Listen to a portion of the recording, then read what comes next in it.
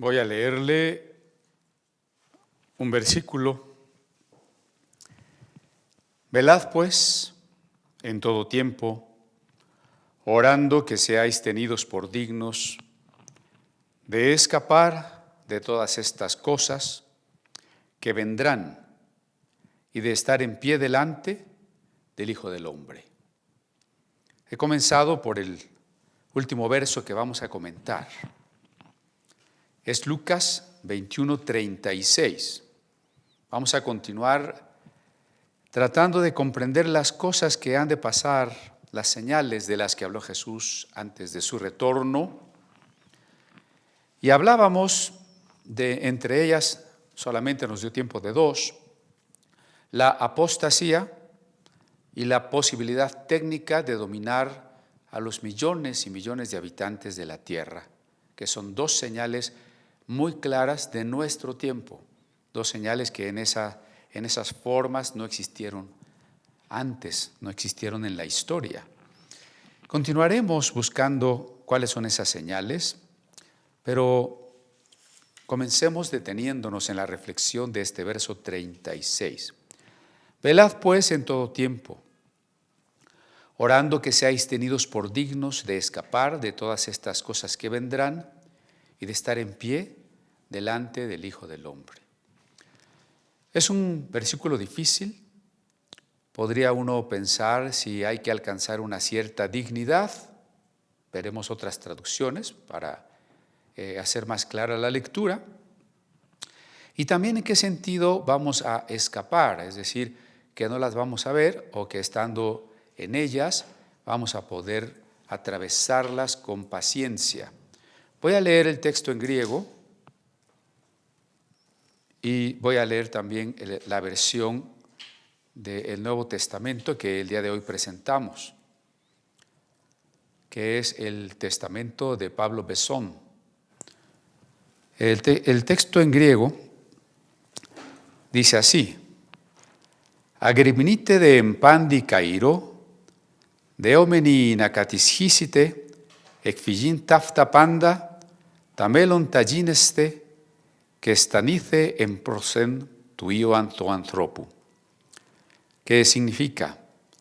Agrimnite de, velad pues, empandi kairo, en todo tiempo, deomeni, rogando, inakatishisite, que logréis, y aquí está la palabra, Casiodoro traduce que seáis tenidos por dignos, el griego se traduce mejor que logréis o que tengáis completa fuerza para, lo cual nos facilita la comprensión, ¿no? Rogando que tengáis la fuerza suficiente, la fuerza completa para, ekfigin tafta, escapar de estas, pandatamelonta, de estas cosas todas que van a gineste, a suceder, melonta gineste, que van a suceder. Que estacine y manteneros en pie en prosen tuio tu anthropu, delante del Hijo del Hombre. Y bueno, decía yo que nos han presentado ya el Nuevo Testamento, un Nuevo Testamento muy importante, como se dijo, el primero traducido e impreso en América. En 1912 se comenzó, de este teólogo biblista suizo Pablo Besón, que además trabajó para que la Iglesia no dependiera del Estado, como lo fue en tiempos de la Iglesia Católica o de algunas iglesias que se llaman magisteriales, como la luterana o la calvinista, la anglicana, sino que la Iglesia y el Estado estuvieran separados. Pero bueno, hablando de su Nuevo Testamento, él se basó en el Textus Receptus, por supuesto, sobre todo en la recensión de Crisóstomo, pero también consideró algunas variantes críticas de las versiones siriacas y de algunos otros manuscritos, de tal manera que ya evita los añadidos tardíos, como puede ser el coma juanino. Es una traducción muy buena y voy a leer entonces de él este versículo 36, que dice: Velad pues en todo tiempo orando, que seáis juzgados dignos, también dice juzgados dignos. Sin embargo,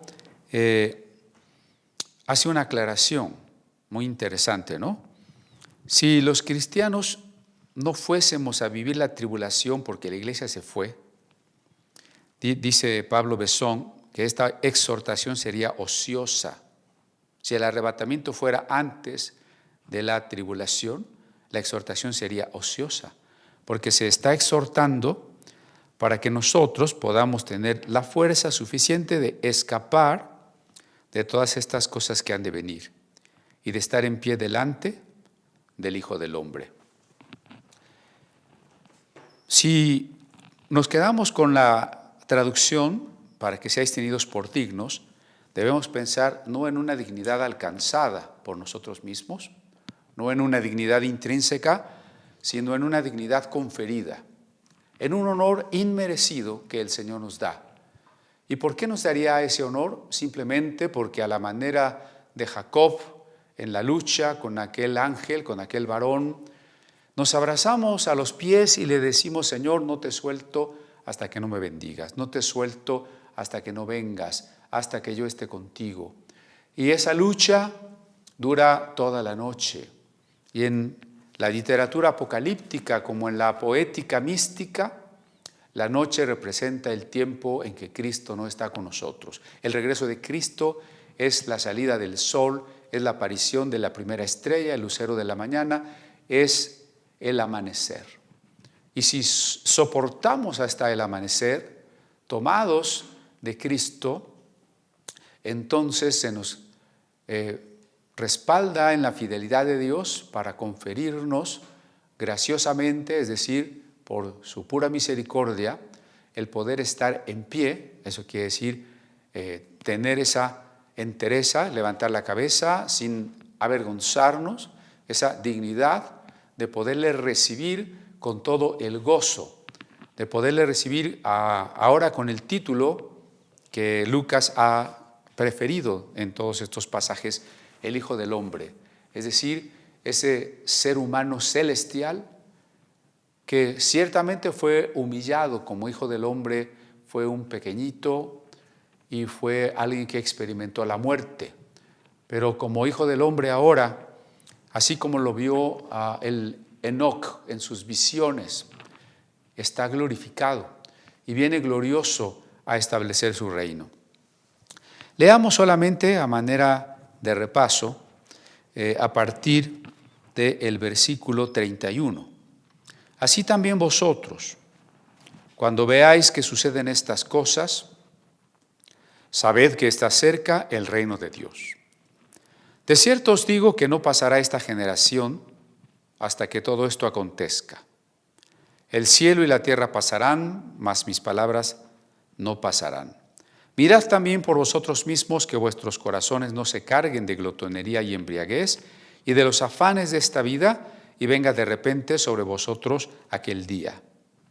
Porque como un lazo vendrá sobre todos los que habitan sobre la faz de la tierra. Velad pues en todo tiempo, orando, que seáis tenidos por dignos de escapar de todas estas cosas que vendrán y de estar en pie delante del Hijo del Hombre.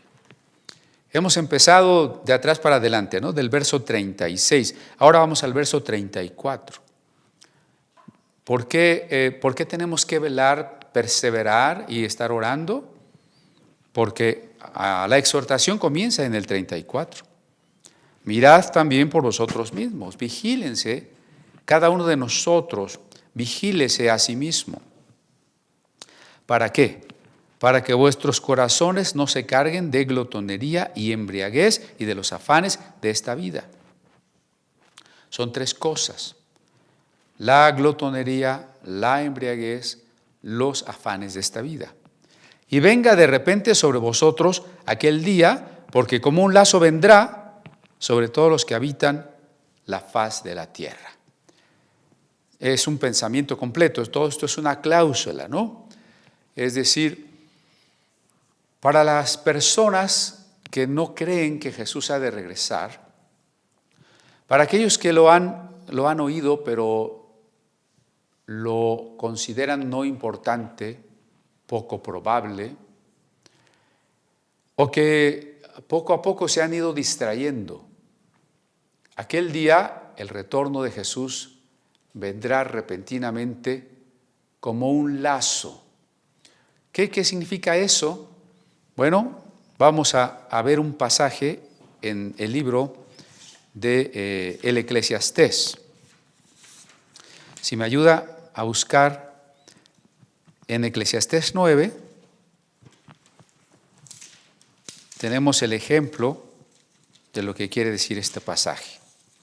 Eclesiastés 9, en su verso 12, dice lo siguiente: porque el hombre tampoco conoce su tiempo, como los peces que son presos en la mala red, y como las aves que se enredan en lazo, así son enlazados los hijos de los hombres en el tiempo malo, cuando cae de repente sobre ellos. Diríamos que Jesús está citando aquí el Eclesiastés y que se adecua perfectamente. Habla de los seres humanos y de cómo no sabemos reconocer el tiempo malo. No sabemos reconocer el tiempo malo. Y cuando no sabemos reconocer el tiempo malo, entonces nos toma por sorpresa. Pienso en un ave que se mete en una jaula donde hay comida y cuando ha entrado a comer se cierra la puerta repentinamente y ya no puede salir. Ha caído en la trampa. Podríamos también traducir así el pasaje, ¿no? Las personas que no estén preparadas para la venida de Cristo caerán de repente en una trampa de la que no pueden salir. Vuelvo a leer el Eclesiastés, es muy bello el pasaje, yo quisiera que lo tenga presente. Verso 12 de Eclesiastés 9, porque el hombre tampoco conoce su tiempo. Jesús nos está invitando a conocer el tiempo, a considerar las señales. Y luego hace la analogía, como los peces que son presos en la mala red.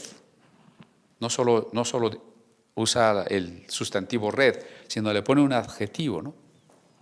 Para que sea más claro, la mala red. Y como las aves que se enredan en lazo. Así son enlazados los hijos de los hombres en el tiempo malo, cuando cae de repente sobre ellos. Volvamos a Lucas y veamos el paralelismo, ¿no? Dice el versículo 14 al final: y venga de repente sobre vosotros aquel día, porque como un lazo vendrá sobre todos los que habitan sobre la faz de toda la tierra. Entonces, si unimos esta advertencia de Jesús con la invitación que leímos primero, que velemos, que seamos pacientes, que tengamos la fuerza suficiente para pasar la prueba. No nos exhortaría, dice Pablo Besón, a tener fuerza para pasar la prueba si la iglesia se fuera antes de la tribulación, insisto en ello. Contrastemos entonces esta invitación a velar y orar con la advertencia de que hay un riesgo de que también nosotros, creyentes, pudiésemos caer en la falta de conciencia, en la enajenación, es decir, en ser ajenos a nosotros mismos y ser ajenos a la realidad. Cuando nuestros corazones se cargan de glotonería, de embriaguez y de los afanes de esta vida. Jesús utiliza aquí tres formas, pero no porque sean exclusivas, sino más bien porque son una muestra, son un ejemplo de todo aquello que puede embarazar nuestros corazones, es decir, ponerles distracciones, preocupaciones, deseos y pasiones por los cuales podamos perder de vista la esperanza gloriosa. Debemos poner la vista fija, nuestro anhelo y nuestra atención en que Jesucristo, nuestro amado, regrese. Pero ¿cómo los cristianos, en general los habitantes del mundo, pueden perder la intuición y la visión de que existe algo más que esta vida, de que existe algo más de lo que vivo solamente en este momento. Perdemos la visión de la trascendencia. Como dice el primer capítulo de la carta a los Romanos, debiendo haber conocido a Dios, no quisieron conocerle, porque el hombre es responsable, porque su eternidad y su poder se echan de ver por las cosas creadas, porque Dios ha puesto la ley en nuestros corazones. Así, a través de la reflexión y de la creación, a través de la conciencia moral, del derecho natural, de los valores universales, todos los seres humanos, todos somos responsables de entender la trascendencia de la vida, buscar el significado de nuestra existencia y saber que hay un Dios creador de todas las cosas. Pero los corazones se cargan, primera, de estos ejemplos que da Jesús, que significan la inmediatez. Inmediatez es lo que está a la mano, lo primero que sucede, lo más cercano en el tiempo, en el espacio. En contraste con el pensar en una vida después de la muerte, en contraste con el reconocer que hay tesoros, que hay valores, es decir, cosas más valiosas que las inmediatas, que las que se ven y se tocan, que las que yo desee en este momento. De eso es ejemplo. Por ejemplo, valga la redundancia, la glotonería. Porque tal vez usted diga, bueno, es que yo no soy glotón, en realidad no como de más. Bueno, eso no importa. Lo que está diciendo el texto es más a fondo. El deseo de las cosas que nos satisfacen de manera inmediata. El deseo de aquellas cosas que agradan a nuestras sensaciones. Lo sensorial, lo que se percibe inmediatamente por los sentidos. Y no solamente es que coma usted en demasía, sino que vivamos para todo lo que puede estar relacionado. Por ejemplo, en Lucas 16, ya estudiamos de un hombre que hacía banquete todos los días. Es decir, esa comida elegante está relacionada con el deseo del deleite, con una vida sibarita, hedonista, es decir, que tiene en prioridad la búsqueda del placer. Pero dice, hacía banquete con esplendidez, es decir, el lujo. Relacione la glotonería con todo lo que está a su alrededor. Por ejemplo, el lujo. O, decía yo alguna vez, la comida requiere música. Y no es que la música sea mala, ya lo sabemos, pero estamos hablando de un ambiente en que la comida, el lujo, la música, no se viven en función de lo espiritual, ni en función del prójimo, ni en función del amor de Dios, sino en función de mi satisfacción, de mis deleites nada más. Y que esos banquetes, con esa música, con ese lujo, requieren también la compañía de mis amigos, que son personas parecidas a mí, que solo están buscando el deleite.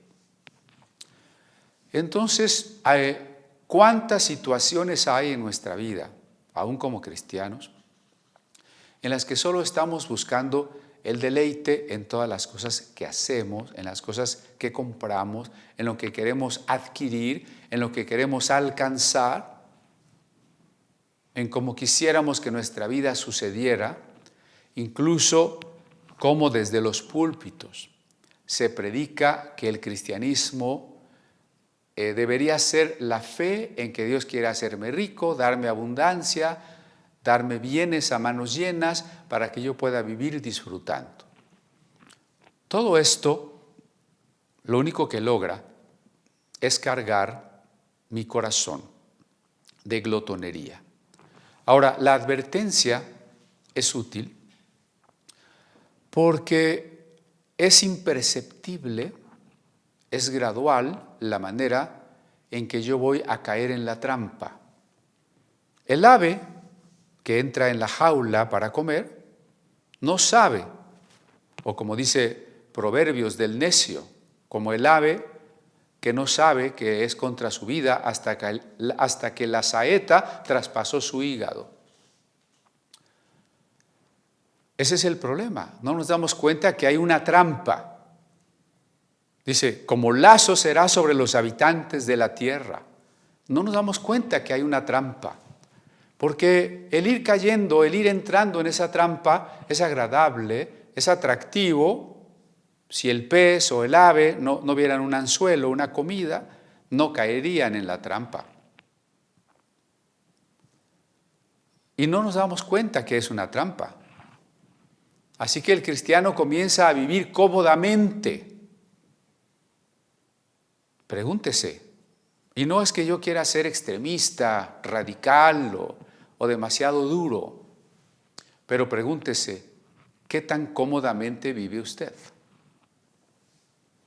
Si a usted no le preocupa un mundo que se pierde, si usted no llora por la maldad que predomina en el mundo, si usted no tiene oposición de la familia y de los amigos y de la sociedad porque usted vive y habla de otra manera, si usted no tiene desvelos por estudiar la Biblia, por orar, por preocuparse por los hermanos, si usted no es capaz de dejar un poco de su dinero o de sus bienes para compartirlos con la iglesia y con los pobres,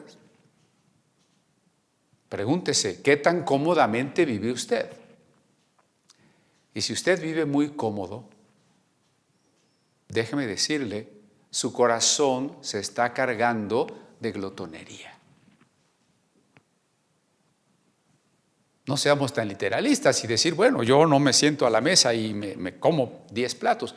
No, pero entendamos cuál es la intención, el fondo, diríamos, el espíritu de lo que el texto dice. Y que vuestros corazones se carguen de embriaguez.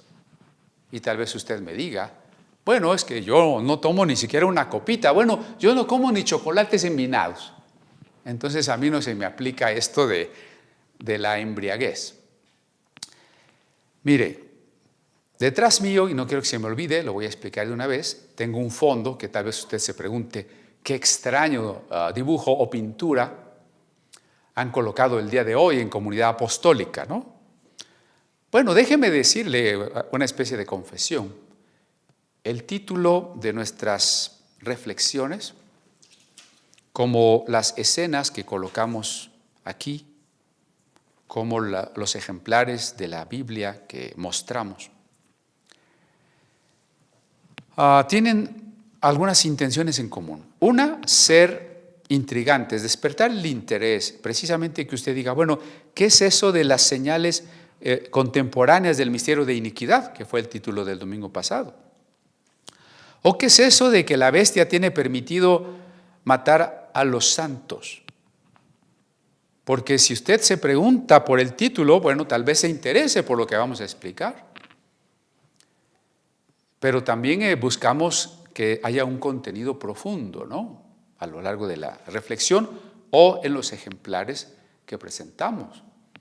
Y un poco de la historia, porque en realidad a veces sabemos muy poco de las distintas Biblias, las traducciones, la vida de los traductores, las características de algunas de las ediciones bíblicas y también el contenido de las pinturas o paisajes que mostramos y su calidad estética.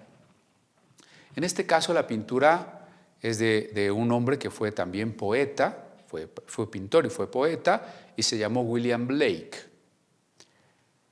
miembro de una generación de poetas muy controvertidos en el ámbito de poesía religiosa, ¿no?, de William Blake. Y el personaje que está representando aquí el fondo es el rey Nabucodonosor. Usted recordará allá en el libro de Daniel, se nos narra que Nabucodonosor construyó o llevó, más bien dicho, a la ciudad de Babilonia capital del imperio babilónico, a su mayor esplendor.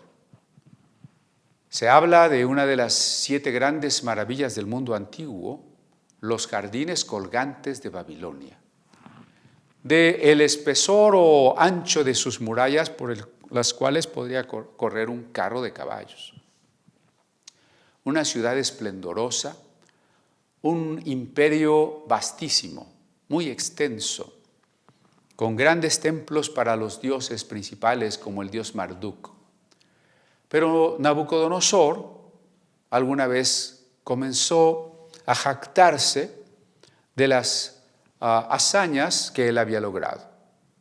Y entonces, según el relato del libro de Daniel, Nabucodonosor dice: he aquí la gran Babilonia que yo he edificado. Y entonces tiene un sueño, y sueña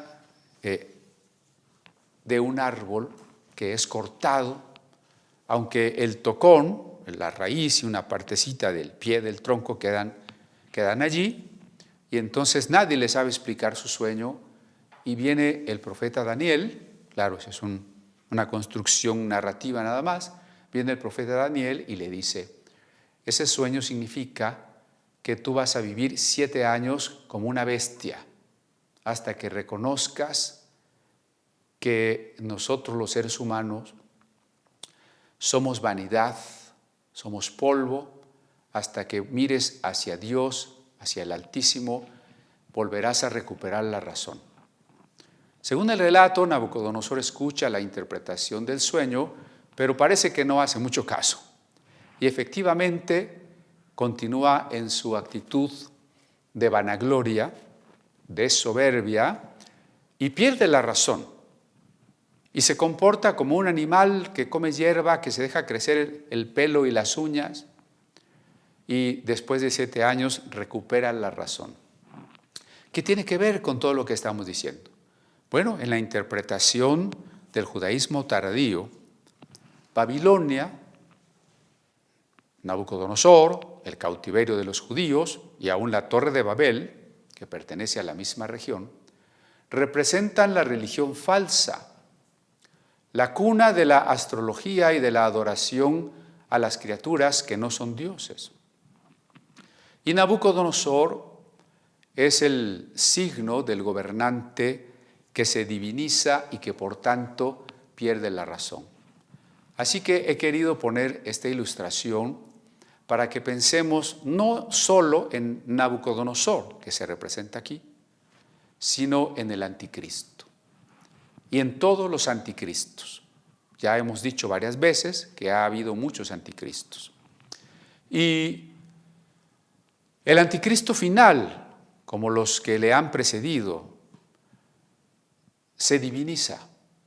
Cuando un hombre, como pudo haber sido Hitler, empieza a sentirse Dios. Cuando un hombre como el emperador Nerón se proclama Dios, se ha ensoberbecido y pierde su calidad humana buscando ser un superhumano. Diríamos hoy la tendencia global es ser transhumano, se convierte en realidad en infrahumano. Voy a decir esto con más calma. Nosotros humanos somos imagen de Dios, tenemos un diseño, una esencia y tenemos una meta establecida por Dios. Cuando nosotros queremos ser lo que no somos, cuando queremos ser como Dios o ser dioses, o cuando yo soy hombre y quiero ser mujer, o cuando soy un joven pero quiero ser un gato y me comporto como un gato, o soy un adulto que se comporta como un bebé y duerme en una cuna y toma biberón, estoy hablando de modas que la gente practica hoy. Hemos caído en esta corriente que dije hoy se llama transhumanismo. Pero note, el hombre quiere elevarse para recrearse, para volverse a crear algo que no es, y en ese sentido está tomando el lugar que solo a Dios corresponde. Cuando nos elevamos pretendiendo ser suprahumanos, sobrehumanos, superhumanos, en realidad nos pasa lo que al diablo. El diablo quiere sentarse al lado de Dios, ser como Dios, y es expulsado del cielo. El hombre que quiere ser superhombre, hiperbóreo, diría Nietzsche, el hombre de la raza aria, diría Hitler, ese en realidad se convierte en un Nabucodonosor bestia, en un hombre que se ha apartado de la razón que nos es común. Su relativismo moral, su relativismo en la verdad, le vuelve más bien solipsista, es decir, aislado, sin posibilidad de comunicación, y se vuelve, en el sentido peyorativo, como una bestia, a la cual le crecen el cabello y las uñas y no puede razonar. Por eso la posmodernidad, o mejor dicho, el posmodernismo filosófico, que hoy afirma que no hay una razón, que no hay una verdad, que no hay un bien, no puede razonar, no puede compartir lo que todos los hombres tenemos en común, que Dios nos ha dado, la razón. Por eso nuestra época soberbia, jactanciosa, nuestra época que se prepara para la venida de un hombre que se diviniza, y en algunos de nuestros países nuestros gobernantes emulan esa actitud. Parece que solo su palabra tiene autoridad, solo su palabra cuenta por encima de la ley y por encima de cualquier otro experto o de cualquier otro poder de la República. Ya va camino a ser una bestia soberbia. Es paradójico, ¿no? El superhombre se hace bestia. El transhumano, el sobrehumano se hace infrahumano, es decir, abajo de lo humano. Por eso he querido poner esto. Cuando nuestros corazones se cargan de glotonería, comenzamos a volvernos infrahumanos, menos que humanos, porque no fuimos creados para el vientre, no fuimos creados para el placer. No es que sea malo el placer, no es que sea malo disfrutar las cosas que Dios nos da, reconocer que nuestro cuerpo o nuestra alma o nuestros ojos pueden agradarse con muchas cosas. Aquí está hablando de cuando nosotros ponemos en prioridad, como meta, como actividad y preocupación preponderante de nuestra vida. Por eso dice, se carguen vuestros corazones, se carguen. Y de embriaguez. ¿Y qué es la embriaguez? Decía yo, si usted no come ni un chocolate envinado, ¿qué sería la embriaguez? Bueno, la embriaguez en realidad es una disminución del umbral de conciencia. ¿Por qué es malo emborracharse? No es que sea mala la bebida fermentada o destilada. La Biblia habla del vino, una bebida común en el mundo mediterráneo de los tiempos de Jesús y antes de Jesús. El Señor convierte el agua en vino y el Salmo 104 agradece a Dios por el vino que alegra el corazón del hombre. El problema no es el vino, sino la embriaguez. ¿Y qué sucede con la embriaguez? Disminuye nuestro umbral de conciencia. ¿Qué significa eso? Que no estamos en toda la lucidez de nuestra voluntad, de nuestra percepción para tomar decisiones. Y si esto es así, entonces, ¿qué otras cosas son análogas a la embriaguez? Pues todo aquello que disminuya nuestra posibilidad de tomar las decisiones de la manera más consciente posible. Y quiero reiterar un ejemplo que ya les he dicho en otras ocasiones. Cuando hablamos de que todo lo que proviene de Dios tiene que ser consciente y que nada en lo que hagamos sin conciencia puede provenir de Dios. Nada que hagamos sin conciencia puede provenir de Dios. ¿Por qué? Porque el valor fundamental es el amor. Y el amor requiere decisión, el amor requiere libertad, el amor requiere conciencia. Y por eso les he dicho ese ejemplo, si usted quiere simplista, de que si a una persona le dicen en una ceremonia de bodas que se acepta casarse con esta otra persona, y él dice que sí, pero no está consciente, diríamos que cuánto valor puede tener su aparente aceptación. Por el contrario, entre más consciente sea el hombre o sea la mujer, al momento de decir sí, sí voy a amarte por toda la vida, entre más consciente es de todo lo que eso implica, bueno, pues hay una mayor decisión amorosa. Entonces, si la meta a la que Dios nos ha llamado es la madurez en el amor, a ser como Cristo, a tener la mente de Cristo, significa que amemos como amó Cristo, que veamos las cosas como Cristo desde el amor. Entonces, todo aquello que nos quite esa posibilidad de una voluntad prístina, de una libertad auténtica, de una conciencia intensa, se equipara a la embriaguez. Y bueno, por supuesto, en nuestra época, las drogas, especialmente las drogas que se llaman recreativas, las drogas ilegales, no prescritas médicamente, estamos socialmente en esta lucha por la legalización del consumo de marihuana. Vivimos, al menos en México, ese es uno de los conflictos ahora. Y la mayoría de la sociedad ha sido seducida para que suponga que no es ningún problema para los jóvenes consumir libremente entre comillas, la marihuana. ¿Qué va a provocar o qué está provocando cuando hay otros problemas más urgentes y verdaderos que resolver, el que nos enfrasquemos en un problema por la marihuana? Pues que los jóvenes sean cada vez menos conscientes.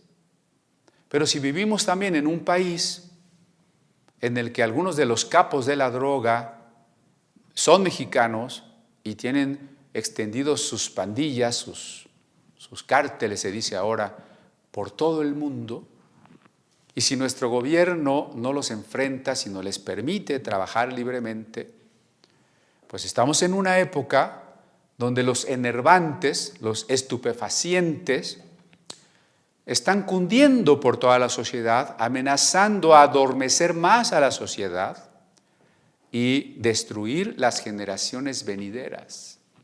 Así que la embriaguez también nos habla de una situación como esta. Pero cualquier otra adicción o cualquier otro distractor que nos quite la conciencia, y quisiera añadir especialmente dos más.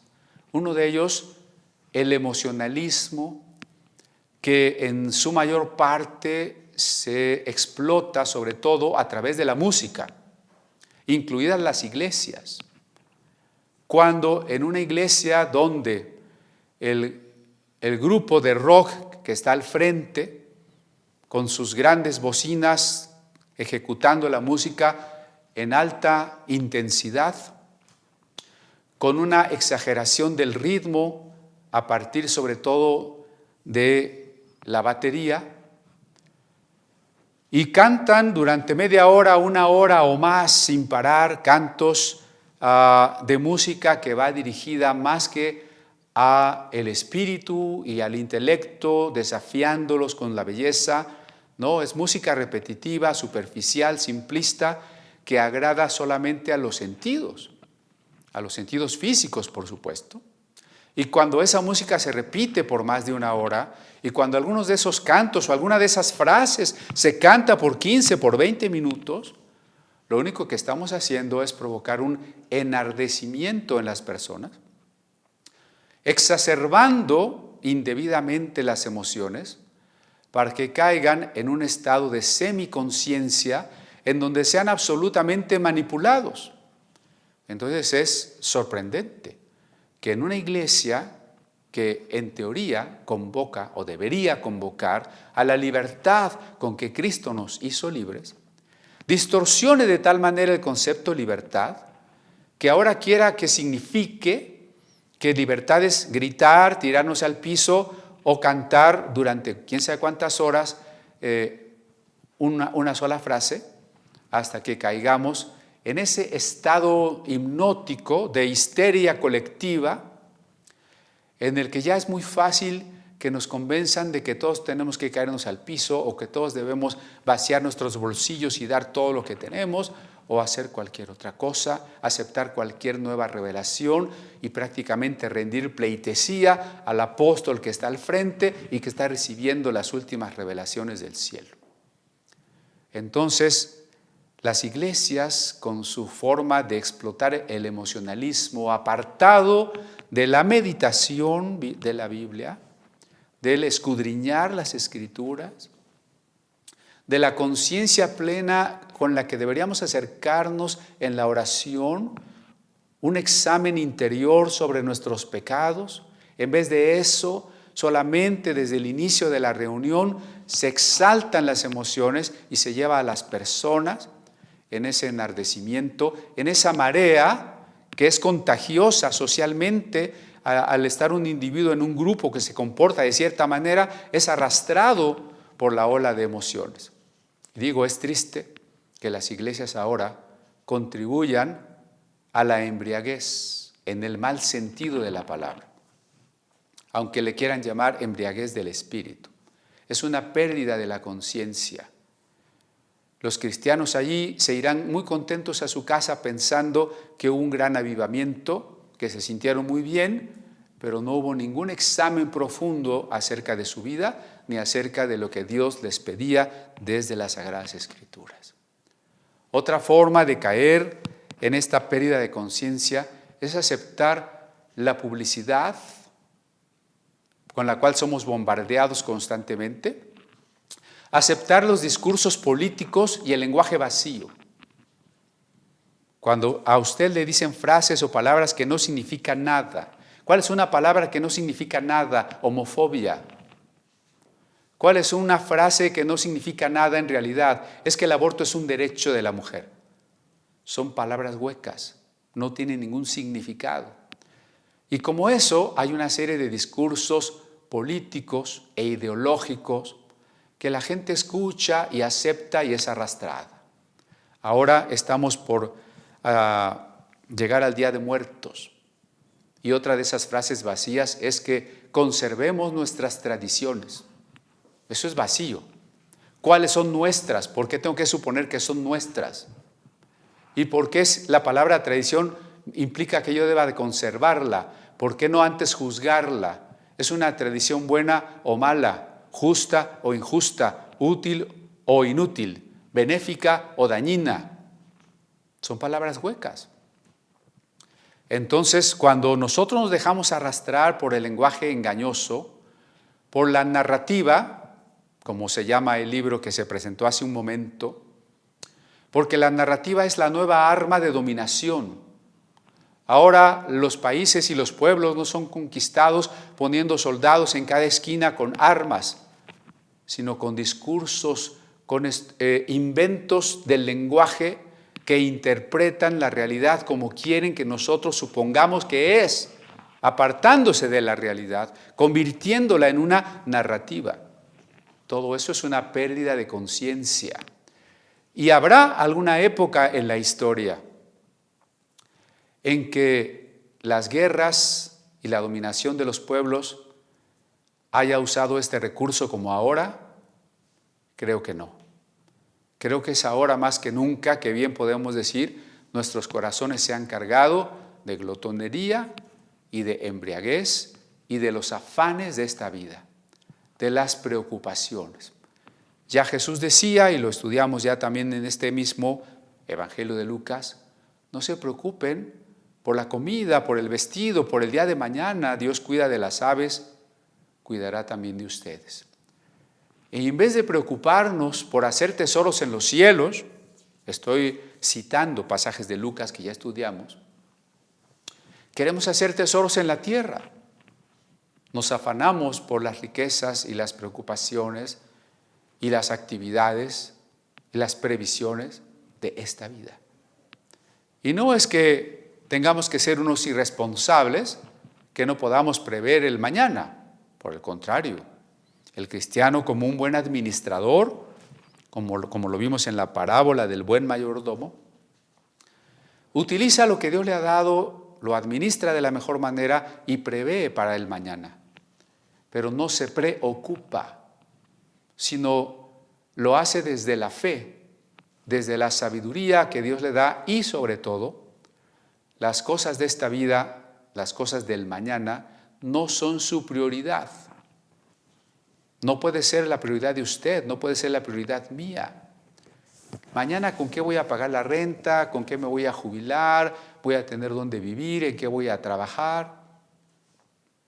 ¿Voy a tener dinero para cambiar mi carro? Para lo que sea. Sí, es importante pensar en ello y administrar, pero no es nuestra prioridad. Tenemos que tener otra prioridad y esa prioridad es el reino de Dios. Que Dios sea el rey en nuestra vida. Que las personas conozcan su nombre, lo glorifiquen, lo santifiquen. Que las personas conozcan el amor de Dios. Que las personas sepan que están perdonadas de sus pecados. Esa es nuestra prioridad. Antes que atesorar bienes materiales, tenemos que aprender a compartir con los que necesitan, porque así hacemos también tesoros en los cielos. Entonces, cuando nosotros vivimos para la inmediatez, glotonería, embriaguez, afanes de esta vida, nuestro corazón poco a poco y de manera imperceptible va introduciéndose en una trampa. Y en vez de vivir alertas, anhelantes de que el Señor regrese, viendo las señales y la maldad del mundo, y sabiendo que falta muy poco tiempo, y diríamos que en un sentido figurativo, extendiendo nuestras manos para recibir al Señor, nos hemos distraído y hemos concentrado nuestra atención y extendido nuestras manos hacia abajo, hacia otras cosas, hacia lo inmediato, lo mundano, lo secundario, o lo que nos quita la conciencia, lo que nos aísla del prójimo, lo que nos aparta de la razón y de la plena conciencia. Entonces aquel día llegará cuando menos lo esperemos, cuando menos preparados estemos, cuando más absortos estemos en el deleite de los sentidos, y entonces, como en la jaula, se cerrará la puerta y no habrá nada que hacer. Porque el cristiano tibio está advertido de ser vomitado de la boca del Señor y por supuesto el no creyente será juzgado en su venida, en el retorno glorioso de Jesucristo. Y bueno, y es que el 31 de octubre, una fecha como la de hoy, también la Iglesia comenzó un enfrentamiento más claro y deliberado contra lo que en su momento podía constituirse en un anticristo. Y me refiero a que fue precisamente el 31 de octubre de 1517, cuando Martín Lutero colocó en las puertas de la capilla de la Universidad de Wittenberg sus 95 afirmaciones contra las indulgencias, escritas en latín como una invitación a los doctores en teología para discutir si era correcto, si era benéfico para los creyentes que se les hiciera creer que comprando el perdón se podían salvar, en vez de insistir en el arrepentimiento y en una vida de entrega a Cristo. Si realmente alguien de la Iglesia tenía poder para sacar almas del purgatorio, en donde quedaba la eficacia del sacrificio de la muerte de Cristo. Ese era el tema que Lutero proponía a los teólogos. Pues a no querer, ese fue el pequeño fuego, ese fue el cerillo que incendió Europa, el inicio de lo que se llamaría después la Reforma Protestante. ¿Por qué digo que fue también, como en cada generación hemos insistido, cada generación tiene que enfrentar sus doctrinas de anticristo y la persecución? La Reforma también tuvo que enfrentar doctrinas de anticristo, ¿como cuáles? Prohibir la Biblia al pueblo, prohibir la Biblia en lenguas vernáculas. Enseñar que la salvación se ganaba por obras, por peregrinaciones, por limosnas, por indulgencias. enseñar que los creyentes no podían acercarse directamente a Dios, sino que necesitaban una serie de intermediarios de la iglesia, de santos, de vírgenes, de ángeles, para ver si Dios podía aceptarlos. Entonces todo ello son doctrinas de anticristo, porque apartaban al creyente, apartaban a la persona hambrienta de conocer la salvación del camino claro que nos muestra el Evangelio. Y porque otra de las doctrinas enseñaba que había un hombre que era el representante de Cristo, y en esa época ese hombre vivía en total inmoralidad, haciendo guerras y dispendiando todo lo que los creyentes ofrendaban en sus lujos. La iglesia tenía más característica de un imperio mundano, con ejércitos, con palacios, con grandes lujos, imponiendo su fuerza política y económica, pero no era la iglesia de Cristo. Frente a esta situación de anticristo, los cristianos hambrientos que quisieron volver a la Biblia iniciaron ese movimiento. Y sufrieron la persecución, sí. Muchísimos de esos creyentes murieron en la hoguera, en las torturas, en las guerras de religión, degollados, exterminados, ahorcados.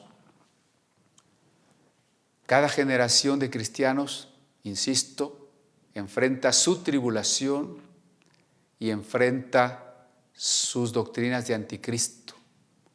Pero muchos de los reformados del siglo XVI tuvieron la fuerza, diríamos conforme al texto que leímos, fueron tenidos por dignos y vivieron una muerte en el martirio, en su fidelidad.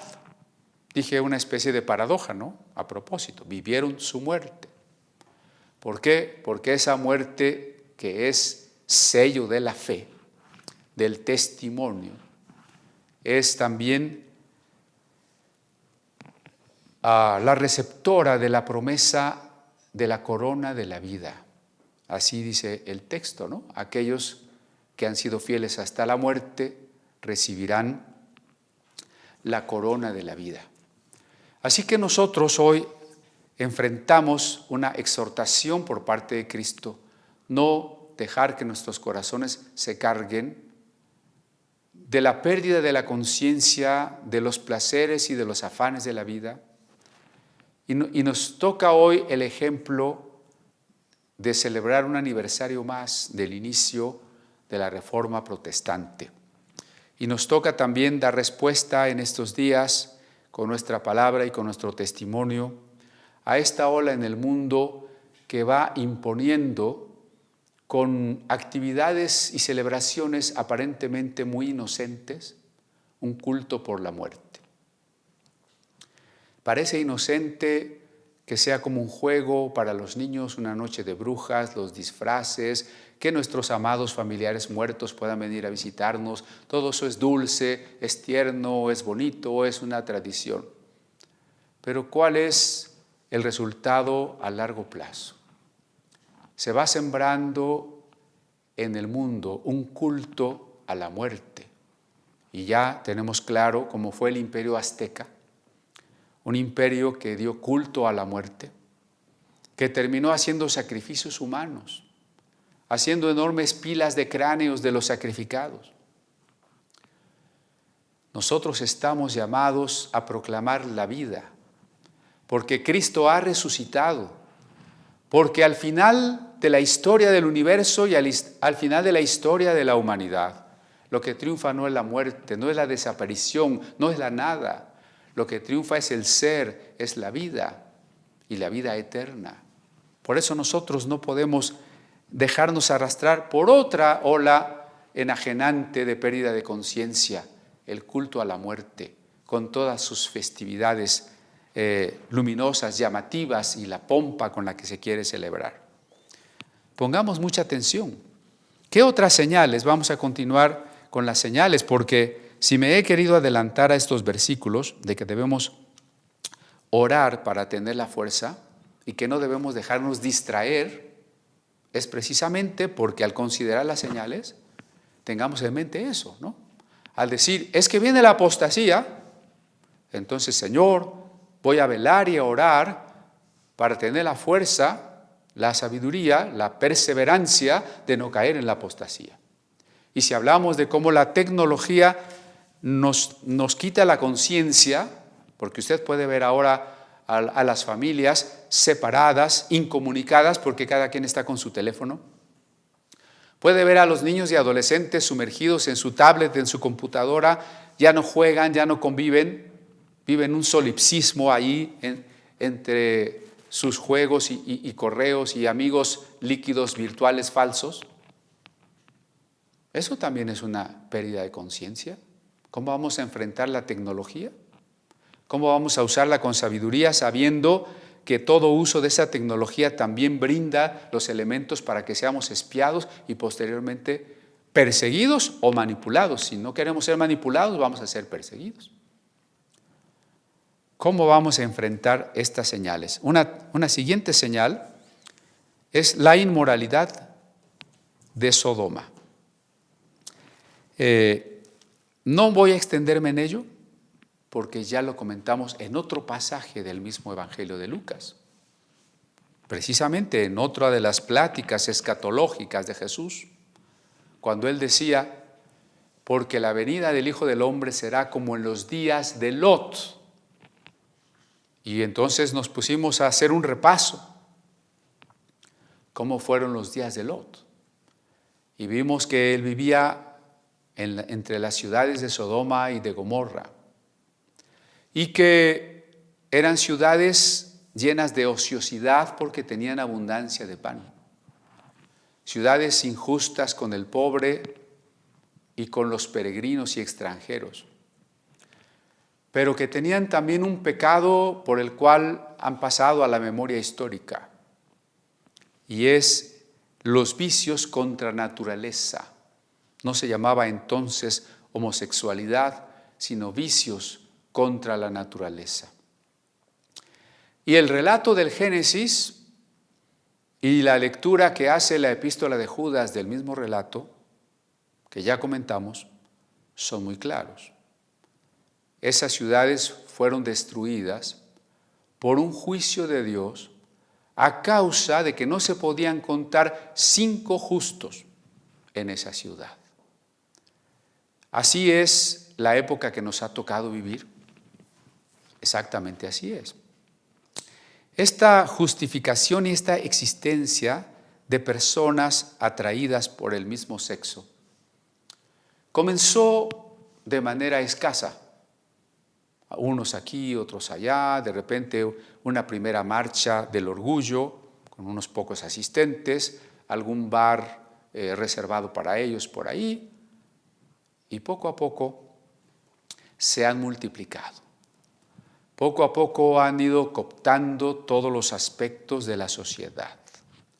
Hoy esa ideología de género es tristemente vivida en todas sus desviaciones y perversiones por niños, adolescentes, jóvenes y adultos, cada vez más.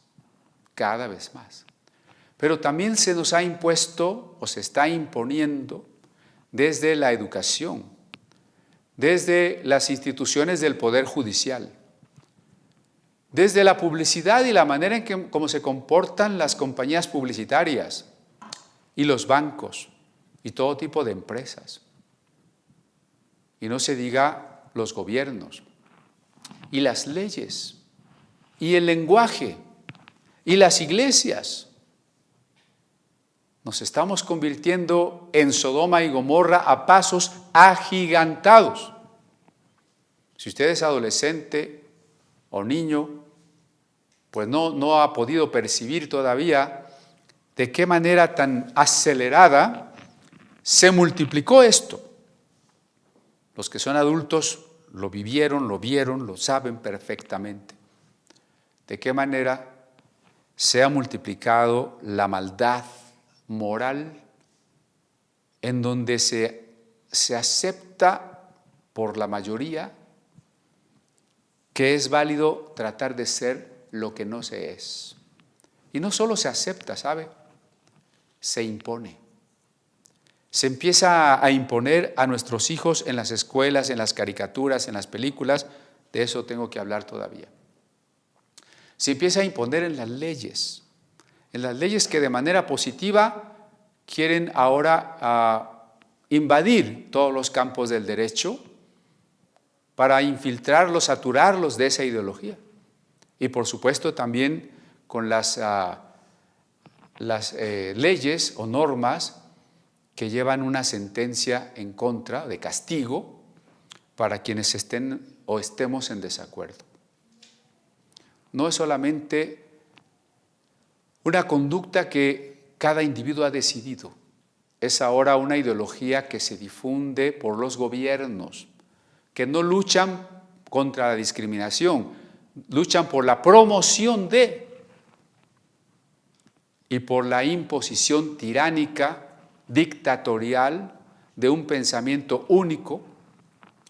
Y por eso le he insistido, y no piense que es una exageración, así como en la Alemania nacionalsocialista se impuso un pensamiento único, intolerante contra cualquier disidencia, nosotros lo estamos viviendo ahora desde esta ideología que se impone, la inmoralidad de Sodoma. Alguien podría decir, bueno, las personas que han tenido vicios contra la naturaleza han existido siempre. Sí, pero ha habido otra época en que la imposición ideológica y la cantidad de personas que se han dejado convencer de aceptar, es decir, de dar su aprobación o de practicar los vicios contra la naturaleza, haya alcanzado tal extensión? La respuesta es no. No ha habido otra época en que el mundo fuese toda una Sodoma. Sodoma estaba por allá. Siempre hubo por ahí alguna Sodoma, un San Francisco. Ahora es el mundo. Ahora es el mundo. Me refiero a la ciudad de San Francisco. Ahora es todo el mundo. Es la mayoría de las personas. Y cuando digo la mayoría, es una mayoría creciente, es decir, cada vez serán más. Hasta que lleguemos a una situación semejante a la de que en Sodoma no había 5 justos. Los cristianos, que seremos algunos cristianos, otros se dejarán arrastrar, dejarán que sus corazones se carguen de eso, se convenzan y se dejen de arrastrar por esa ideología. No todos los cristianos, pocos cristianos, los que podamos soportar, los que estemos siempre convencidos de lo que la Biblia dice y no de lo que la gente quiere que diga la Biblia. No seremos el 5%, tal vez ni el 1% de la población. ¿Estamos preparados para ello? ¿Es una señal que se está viviendo? La violencia del tiempo de Noé. También en aquel pasaje de Lucas lo leímos, ¿no? Porque como en los días de la venida del Hijo del Hombre, así será como en los tiempos de Noé. Y cuando empecé yo este último sermón escatológico de Jesús, les di un repaso de los pasajes escatológicos de Lucas. Y volvimos a citar ese. La violencia, la injusticia, era una de las características principales de la época del diluvio. Y al igual que en los días de Sodoma y en los días del diluvio, la gente comía, bebía, se casaba, compraba, vendía. Sus corazones se cargaron de la inmediatez. Y por eso vino el fuego de Sodoma cuando ellos no esperaban. Y vino el diluvio cuando ellos no esperaban. Y fue como un lazo y fue como una trampa que los juzgó y terminó con ellos. Porque no quisieron ver que era una trampa. Por eso tampoco voy a extenderme mucho en este asunto de la señal de Noé, pero la violencia que ha existido siempre en la humanidad, siempre ha habido hordas parecidas a los bárbaros, y de ahí la palabra que se extendió también, los bárbaros, que llegaban a los pueblos a asesinar, a quemar casas, a violar mujeres, a robarlo todo. Eso siempre ha habido, pero ahora la violencia es global, se institucionaliza, se acepta, se legaliza y tiene otras herramientas más terribles, informáticas, electrónicas, armas nucleares de largo alcance, muchas cosas.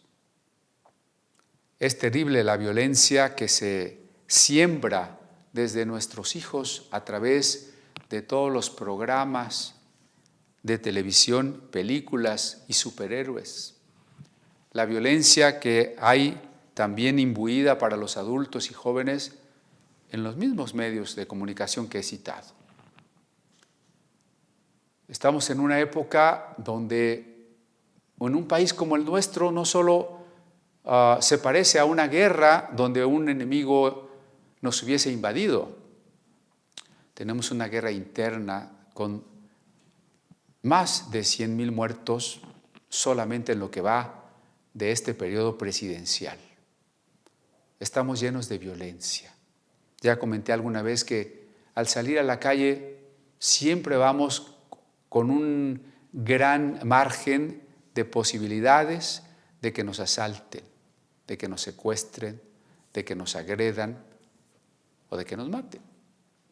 Y esa violencia se va a ir también particularizando contra aquellos que no acepten el pensamiento totalitario del que he hablado. Eso es lo que vamos a comentar la próxima semana. Si no nos vamos a ir antes de la tribulación, entonces, ¿qué podemos decir y qué podemos esperar del martirio de los creyentes? Vamos a cerrar recordando una cosa, ¿no? A la bestia se le dio poder para matar a los santos. Y ese es el tema que nos queda en puerta. El anticristo, aquí se llama la bestia, como Nabucodonosor se divinizó y se volvió una bestia, va a aparecer cuando la iglesia todavía esté en el mundo. De lo contrario, ¿cómo podría matar a los santos? Estoy citando Apocalipsis 13. Pero si nosotros vamos a ver una señal más de la venida de Cristo es el martirio, la persecución que se intensifica, la persecución que se avecina y se hace cada vez más extendida también. Esa es otra señal. ¿Estamos preparados?